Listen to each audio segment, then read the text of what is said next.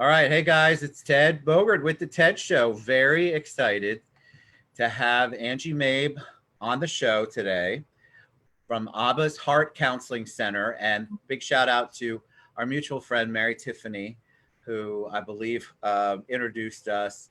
I said I wanted to have, or maybe she said, she's the bright one in our friendship. Said we should have somebody on who could talk about from a professional perspective, what's going on, how we're feeling, how to deal with some of the stuff that's going on, because this is unprecedented, unprecedented times. Oh, you can tell I need more caffeine. So I'm very excited to have you on here. Welcome. Thank you. It's a pleasure to be on. Yeah, my name is Angie Mabe, and like you said, I am a licensed mental health counselor. And basically, what that means, I'm a master's level clinician. I started counseling 15 years ago. I was one of those weird people who didn't never changed their major in school, so it's like I always knew I wanted to do this. It started off when I was 14 years old. I actually went through bout of anorexia myself and ended up seeing a therapist myself in between my own therapist, Bob, at the time, and my youth pastor. I got the help I needed and realized at that point in time, I really wanted to do this to help people like I was helped. I love that. I think it's so cool to hear the backstory. People always want to know because I think when they look at us on this or when they come to you, they think, oh well, how she's never had any troubles. How can she possibly understand what I'm going through? Which is Well, I always the think, complete opposite. yeah, no, I think life has been the greatest teacher as far as counseling. I mean, I had a great education at Rollins College, but life has definitely been my teacher when it's come to learning how to counsel people. So tell me the name, Abba's Heart Counseling Center. Where does that come from? Abba's Heart Counseling Center. Abba is a very intimate term in the Bible that literally means daddy. So we are a Christian counseling facility. So when I was coming up with the business name, I was literally laying in bed one night and it just hit me of going like, this has to be about God and his heart and helping his people. And we see people from all walks of life, not just Christians. So anybody is welcome to come to our facility and we are happy to lend a helping hand and to give them the direction they need. I love it. I love Abba. I love the entire story behind that. I have to ask, what was it like when this first started to happen? Because we'll go ahead into surviving the quarantine. What was it like for you? Did your phone ring off the hook? Were people hesitant? Did you start getting people like just message you and go, "Hey Angie, what's up? How you doing? What's happening?" I think honestly, people have been a little hesitant because of the quarantine. What they don't realize is that number one, we are an essential employee. So I have been seeing clients in my office as well. I've been acquiring my own OCD habits of cleaning in between each client. So might need my own therapy when I'm done. but we also offer telehealth. So we're doing exactly what we're doing, but via a HIPAA compliant medium. So I love everything's that. going to be, I think yeah. people, yeah, I think people are, I was hesitant. I tell the story a lot because I want to encourage people to utilize this medium to do anything like telehealth, like seeing Yes. your counselor, because I was hesitant because I thought there's no way that I can capture what I need to capture in a technical kind of setting. And yet here we are face to face. You can still feel the energy. You can still see Yes. the body movements. Everything is still there. You're just not within a reach. Correct. So I encourage anyone who's hesitant about seeing a counselor and talking with the Mhm. counselor to put that aside and reach out. Obviously, reach out to Angie because I think it's super important that we don't feel like we have to go this alone because you can't physically get out somewhere. Correct. All right, so Absolutely. let's talk about surviving. Yeah. So surviving the quarantine. I would imagine that when people are talking to you, it's got to be one of the top topics. I mean, we've got our regular underlying things that we want to come to a counselor for, but Right. this is just exacerbating it. It's blowing things up. It's making things more complicated. So let's talk about relationships first. Okay. We're all sequestered. A lot of us are sequestered in our homes with our significant others in Hmm. a way that we have never been before. And so I hear a lot of people, a little bit of moaning and groaning, but mostly people are grateful. But tell me what you're seeing on that side, and then maybe give us some tips on how we can work through this together when we're in those confined spaces for so long. Well, I definitely think during this time, it's going to test the integrity of a person's marriage. I've seen couples come in and it's actually because they have extra time together, it's actually causing them to be closer to each other. And then I've seen other couples come in where they're really honestly contemplating divorce because it's too much time and their marriage was already on the rocky road anyway. So during this time, I think it's really important to really evaluate where your marriage is and put some healthy practices into place. You know, one of the things that I think is necessary is to get outside the house. If your kids are able to stay home by themselves and are old enough, go for walks. Men love walking because it's parallel talking. Men talk best when they're side by side. So wives, really quick info on how to get your husband to talk. Put him in a car, go walking with him, play golf with him, go do something side by side. The whole eyeball to eyeball thing with men typically doesn't work out as well. And they're more willing to open up when they have their more natural mode of conversation going on. That's brilliant. I never thought about that, but you're 100% right. I mean, I'm better when Stacy's over here than when my wife or when she's in front of me. Mm-hmm. Wow, fascinating. Did not never nobody's ever pointed that out before. That makes complete sense. So when we're like even like on the show, I'm so used to having the guests next to me. So this I'm seeing you face to face as if you're on the other side of this of me, and it's definitely been an adjustment. Now I understand why. Okay, Yes, very good. absolutely. Yeah, I Another think it's go ahead. Oh, I was going to say, another thing to do is just speak up about your needs. A lot of times people minimize their needs. So what happens, something will occur and somebody will convince themselves it's not worth speaking about. And then a little time will pass, something else will happen, and then they'll minimize it and say it's not worth speaking about until they get to the point of having the big blow up. The whole time your partner's chugging along thinking everything is legit fine. And when you get to the blow up, they're like, what are you talking about? You've never said anything about this, you Right. know? So if it's bothering you, if you find that you're debating in your head, should you not say something while it's not a big deal, while you're only just irritated and not angry. That can be very, I agree 100%. I'll give you an example that just happened to me Saturday, I think. Mhm. And I was the underlying stress, the show, there's so many shows that I'm doing, and it's just a lot of added pressure. I'm also a social being, so this being sequestered to my right now bedroom 8 to 9 hours a day is a challenge. Right. And somebody said something, and it was, "Do you want broccoli or whatever?" And apparently, I was cranky. And so now the joke in the house is broccoli, but it had been boiling and it had nothing to do with broccoli.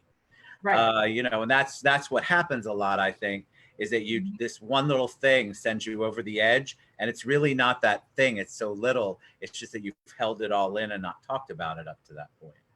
Correct. And that's where, setting this time aside to talk about it, to discuss how you feel, and to, like I said, get outside. I mean, it's been beautiful outside lately. So get outside, go for walks, do things that you haven't done, go sit on your back porch for a while. There's a lot of extra time people seem to have on their hands. They're not driving their kids around to baseball practice and football practice and ballet, and they've just got extra time, so it's a great time to sit and connect. This would also be a great time to get like a marriage devotional or take some personality tests or do some online love language. Dr. Gary Chapman has a great book called The 5 Love Languages that is a wonderful starting place to learn more about your spouse. I love it. All right, so you mentioned it a few seconds ago. So now you're working on yourself, you're with your spouse 24/7, and now you bring kids into the picture. So Yes. the kids are working on if they're in school, they're working on a new platform. They're used to being at school, interacting. So your kids are also, believe it or not, folks, they're dealing with it too in their own way, in the best way they know how at whatever age they're at. And so you're dancing around what you have going on. Then you've got your relationship and your marriage and whatever you're working on, and then you've got kids. So what can we do to help the kids and yet still maintain the relationship stuff that we were talking about with your significant other? Well, we have actually been homeschooling our kids for 5 years now. So, as far as the homeschooling part goes, it's really crucial that you have some kind of a routine. So, I've been encouraging a lot of my clients maintain your morning routine. Whatever you did before, go ahead and just push it back a little because you're not accounting for the drive time, but get up, get them dressed, get them changed, eat breakfast the exact same way. You want your brain to know that it's Monday through Friday, not Saturday and Sunday and stuff. So if you just Right. sit there and lounge around in the morning, your brain's going to sit here and think and feel this is a weekend. So in order to get it out of that mode, you want to go ahead and maintain the same routine that you did before you even before the quarantine. I even encourage clients, go ahead and pack lunches at night just like you did before, because most people aren't accustomed to stopping in the middle of the day to figure out how do I make lunch, and they end up wasting a lot of extra time and adding extra frustration in the middle of their day versus going ahead and packing it like you used to, or pack it in the morning, whichever way you did it, and have it ready to go. I think the scheduling's so critical, especially my kids are older, but the Yeah. scheduling I remember was so critical. So if it's critical during quote unquote pre quarantine times, the old days, it's even to me more critical now. I think, like you said, maintaining that schedule and that sense of normalcy for them, as much normal as you can possibly get them, is really good for them because kids, yeah, hopefully you'll agree, or if you don't, I hope you'll tell me you don't. They function and thrive, most of them, on some sort of structure and schedule. And so when they have all of this free time and mom and dad are too preoccupied with the stuff they have going on in the house, and then their minds can wander, they can go back, they can go play their game at 10:30 in the morning, and then at 1 o'clock, and nobody's really paying attention. They're missing out on that structure they had in school. Absolutely. Kids need two things. They need love and consistency. So whether you're consistently strict or consistently liberal, pick one way and stick to it. Kids just need to know what to expect. So if you have a job that demands your attention and they've got their schoolwork done and you're okay with them watching TV for hours until you're done, stick to that. But don't sit here and one day get mad because they're watching TV and then the next day, let them watch TV. It's like pick one way and stick to it so you both know what to expect. Agreed. I agreed. I know a lot of the kid. We did a show with kids, just kids, and the other thing I want parents to know is that the kids really, most of them, all of the ones on the show said they were so happy to have their mom and dad both together, if Mhm. that's the household they came from, together consistently. Yeah. So that should be something I hope that the parents take with them when this is all over and we go back to whatever the new normal will be, is that every single child that was on that show said, I like having mom and dad here. So, Absolutely. I mean, kids love being with their families, and a lot of parents think it's the sports, it's the things, it's the toys, and it's like no, it's just the relationship with you that kids crave the most. And even down to the schooling. It's not about how much we can cram into their little heads. It's about the time that they spend with you. So I've been encouraging parents, just focus on the basics, read them good books, keep up with their basic math skills, have them write letters to their family and friends. They will be fine come the fall. There's a lot of people out there that actually don't even teach sciences and history to their kids until fourth or fifth grade because they just focus on the basics and getting the basics under the belt. So as long as you focus on just their basic skills, they're going to be fine. so what about we? Then you throw in work. So we've addressed relationships, we've addressed kids. Then you have everyone. Like in my household, there are four adults that are all working from home. Mm-hmm.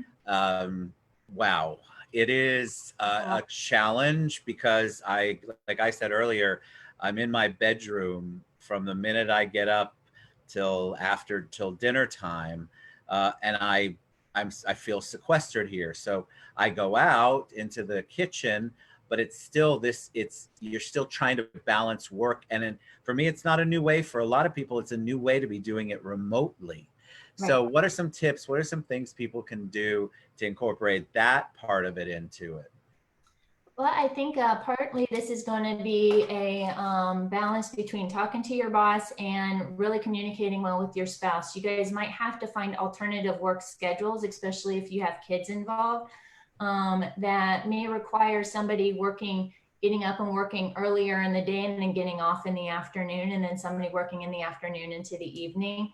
I've also suggested to my clients, are you allowed to work on the weekends? You know, do you have that kind of job that will allow you to get your stuff done during the weekend to where your spouse then can watch the kids during the weekend while you're with them during the week? You know, so looking at how do we alternate schedules and have alternative schedules instead of just that basic 9 to 5, you know? And also when it comes to helping your kids, of taking turns with your spouse. Like there's no way in the world I could homeschool my kids without the help of my husband. They're just not. Like Right. we're a team when it comes to that. So we'll sit there and take turns and have different days that we go in and teach our kids, which is great because they get different perspectives, you know, and they get a different way of looking at things because of two different people teaching them.